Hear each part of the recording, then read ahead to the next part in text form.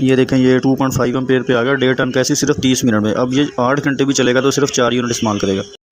अस्सलाम वालेकुम। एक 1.5 टन का एसी 1 घंटे में कितने यूनिट इस्तेमाल करता है, या रात को हम इसे चलाते हैं तो सारी रात में कितने यूनिट इस्तेमाल करेगा, या दिन में कितने करेगा, ये लोग बार बार पूछते हैं।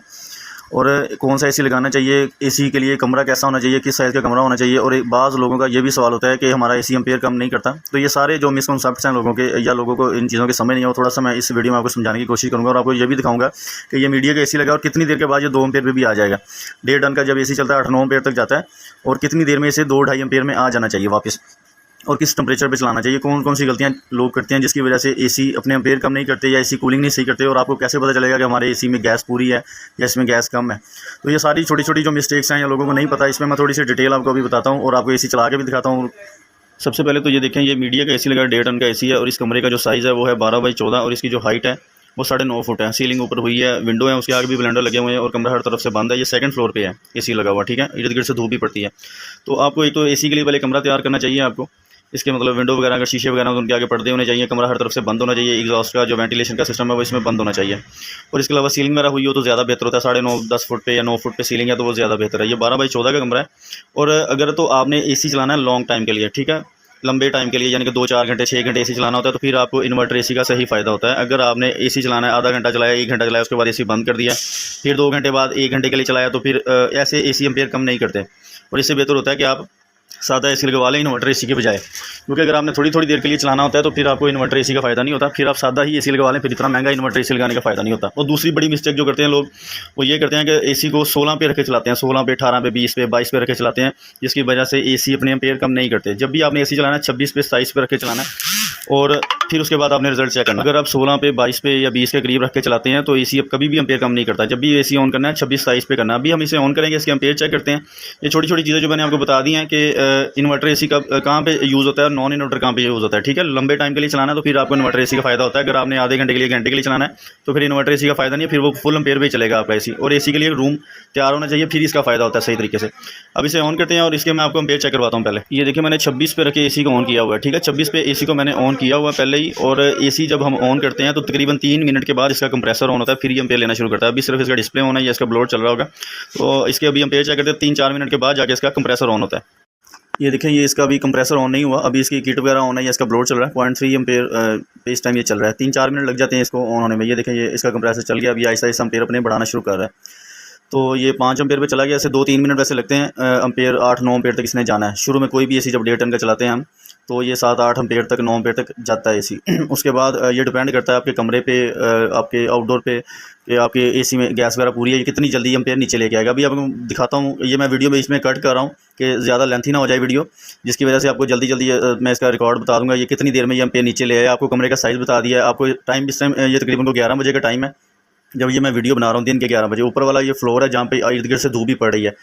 तो एक चीज़ और होती है कि दिन के टाइम अगर थोड़ा टाइम ज़्यादा लग जाना है, अगर फ़र्ज़ करें एम्पेयर डाउन करने में ये 1 घंटा लगाता है, तो रात को अगर हम एसी चलाते हैं तो रात को ये जल्दी एम्पेयर डाउन करता है, क्योंकि आउटडोर के इर्द गिर्द धूप नहीं होती, कंप्रेसर जल्दी ठंडा, कंप्रेसर का टेम्परेचर कम रहता है, जिसकी वजह से एम्पेयर जल्दी कम होते हैं। ये देखें, ये तकरीबन 3 मिनट लगे हैं इसे, ये 7.5 एम्पेयर पे, तकरीबन 8 एम्पेयर पे चला गया।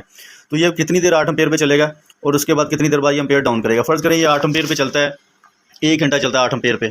8 एम्पेयर पे अगर 1 घंटा एसी चलता रहे, ये मैंने कमरे का साइज़ आपको बता दिया, कमरा भी बता दिया, और 26 पे चलाया हुआ है। अगर 26 पे या 27 पे चलाते हैं तो ये जल्दी एम्पेयर डाउन कर लेता है। 26 पे बहुत बेहतर काम करता है। अभी एसी थोड़ी देर हुई चला है तो एसी कमरा काफ़ी ठंडा हो रहा है, कमरे का ये फ़ैन भी बंद है। तो 26-27 पे रख के चलाएँगे। अगर आप 22 पे, 19 पे, 21 पे रख के चलाते हैं तो ये एम्पेयर डाउन नहीं करेगा। और ये देखें, अभी मैंने वीडियो कट कर दी थी बीच में, तकरीबन 20 मिनट बाद मैं ये दोबारा ही नोट कर रहा हूँ और ये एम्पेयर डाउन करना शुरू कर गया। 20 से 25 मिनट मैक्सिमम हुए हैं। तो ये 8 एम्पेयर पे था, 8 एम्पेयर से ये आहिस्ता आहिस्ता एम्पेयर अपने कम करना शुरू हो रहा है, और कमरे में कूलिंग भी अच्छी हो रही है। ये आपके एसी पे डिपेंड कर रहा होता है, कमरे के साइज़ पे, एसी पे, आपकी लोकेशन पे, आपके कमरे एसी में गैस वगैरह पूरी है। तो ये भी सिर्फ 25 मिनट हुए हैं। कमरे का साइज़ मैंने आपको बताया था, ये दिन का टाइम है, और 25 मिनट के बाद ये एम्पेयर डाउन करना शुरू हो गया था। और तकरीबन आधे घंटे में ये वो तकरीबन 3 एम्पेयर पे आ चुका है। मैं आपको ये बता रहा था, अगर 8 एम्पेयर पे आपका एसी 1 घंटा चलता है तो 1 घंटे में ये आपके 2 यूनिट ले जाता है, क्योंकि इसने आधे घंटे में ये एम्पेयर डाउन करना शुरू कर दिया है। तो ये आधा घंटा 8 एम्पेयर पे चला है, यानी कि आधा घंटा अगर 8 एम्पेयर पे एसी चला है तो 2000 वाट लोड बनता है। तो ये आपका तकरीबन 1 यूनिट ले गया था आपका आधे घंटे में ही। और उसके बाद अब ये आहिस्ता आहिस्ता तकरीबन इसने 2-2.5 एम्पेयर पे आ जाना है। उसके बाद अगर ये एम्पेयर 2-2.5 एम्पेयर पे ले जाता है चाहे 1 घंटे बाद लेके आता है या आधे घंटे के बाद लेके आता है, फिर समझिए 500 वाट पे चलता रहता है। फिर ये जितनी देर भी रात चलेगा, जिसने 2 से 2.5 एम्पेयर पे चलना, 2 एम्पेयर तक भी एसी आ जाते हैं, रात को 2 एम्पेयर पे एसी आ जाता है। ये देखिए 2.90 2.80 एम्पेयर पे आ गया आधे घंटे में, 30 से 35 मिनट हुए हैं।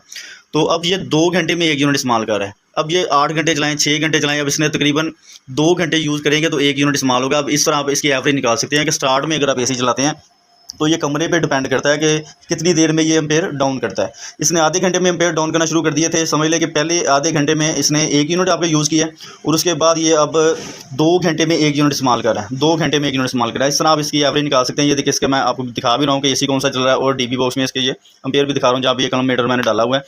तो ये अब ये 2.5 एम्पेयर पे आ गया आधे घंटे के बाद ही। अगर आपका एसी ठीक है, इसकी गैस वगैरह पूरी है, इसका एसी का रूम आपने तैयार किया हुआ है, तो इसको मैक्सिमम 30 मिनट या 40 मिनट के बाद एम्पेयर कम कर लेने चाहिए। शुरू में ये आपका 1 घंटे में या आधे घंटे में आपका यूनिट डिपेंड करता है कि कितनी देर में एम्पेयर डाउन करता है। 2.5 एम्पेयर पे आ चुका है एसी। इस तरह आप कैलकुलेशन निकाल सकते हैं। अब ये सारी रात भी चलेगा तो 2 से सवा 2 घंटे में सिर्फ 1 यूनिट इस्तेमाल करेगा, यानी कि आप 8 घंटे चलाएंगे तो आपके 4 यूनिट इस्तेमाल होंगे। सारी रात भी चलाएंगे तो सिर्फ 4 यूनिट इस्तेमाल होंगे। स्टार्टिंग में इसने जो लोड लिया वो लिया 25 से 30 मिनट, वहाँ वो 1 यूनिट इसने ले लिया होगा स्टार्टिंग में। उसके बाद ये अब 2 घंटे में 1 यूनिट इस्तेमाल करता है। उम्मीद करता हूँ आपको बात समझ आ गई होगी। 26-27 पे रख के चलाएं, ऑटो मोड पे चलाएं और कमरे को इस तरह मैनेज करें और कोशिश करें कि आपका जो आउटडोर है उसको भी आप शेड के नीचे रखें, कहीं पे साइज़दार जगह पे रखेंगे तो ये और बेहतर परफॉर्म करेगा।